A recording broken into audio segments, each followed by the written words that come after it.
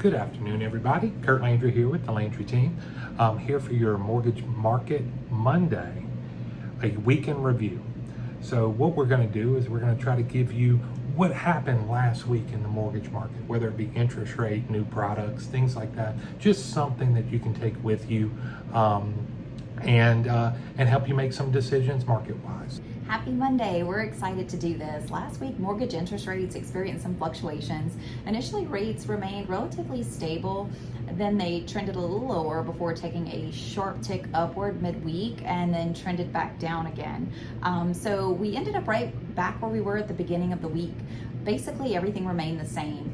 Welcome to the roller coaster of mortgage rates. Kurt's going to take it from here and elaborate a little bit on what influenced those changes throughout the week.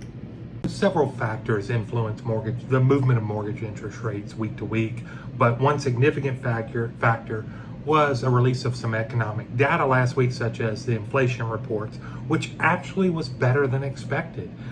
The job report, job market indicators, which actually trended a little worse than expected. Normally we'd see some positives, get some positives out of that. However, the markets were also fed some news from the Fed, where they said that they were going to temporarily skip this interest rate increase, and because they used the word skip rather than pause, I know it sounds crazy, but it shows that they're still a little hawkish on getting to that 2 number for the rate of inflation, and that hawkish behavior, or that rhetoric, so to speak, actually had caused the market to just kind of. So let's talk about projections for interest rates, where they're going to be, where they're moving towards, where they're trending towards. There's so many things go into what's going to happen in the mortgage markets, in the interest rate environment, and a lot of those things have to do with policy by central banks, employment figures, inflation. And right now we're at one of those things where that's really kind of hard to predict. The Fed's going to do what it needs to do to get those inflation numbers in line. Employers are going to do what they're going to do trend-wise as far as layoffs are concerned, and that is deeper in the economic discussion as to what's going to happen there. I do know that this upcoming week, which starts today, it's going to be all about housing and the housing market, and a little bit about jobless claims to see what that trend is. We already had a report come out early this morning, around 10 a.m. this morning, that home builders feel really, it's called the Housing Market Index, and home builders feel really good about the market. The sentiment was supposed to come out as a 50. It actually came out as a 55. So home builders are feeling really good about the nature of the housing market, which should be a good thing going forward. But we kind of already know that because the demand's there. It's the supply.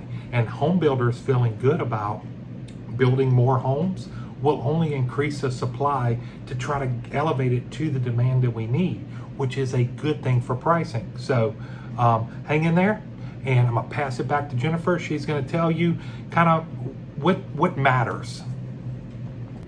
Thank you, Kurt. While rates may have slightly increased, we're still at a historical low. Purchase now, refinance later. We say it all the time, and it's not just a sales gimmick, it's good advice. The cost of inaction is actually greater than the cost of elevated rates, and that home values are continuously inclining. Despite the market that we're in now, we're still seeing home values increase. Historically, rent only goes up, doesn't come down, and so if interest rates do come down, that's going to bring us even more home buyers in the market, which increases pricing. So the market values are going to go up even higher. So I urge any potential borrowers, clients that are thinking about home ownership and they're on the fence waiting for interest rates, I strongly encourage that they consult with a trusted lender, the Landry team. No, really, give us a call, and we would love to brainstorm with you. No pressure. We can lay everything out, look at the budget, see if there is a way to make it work.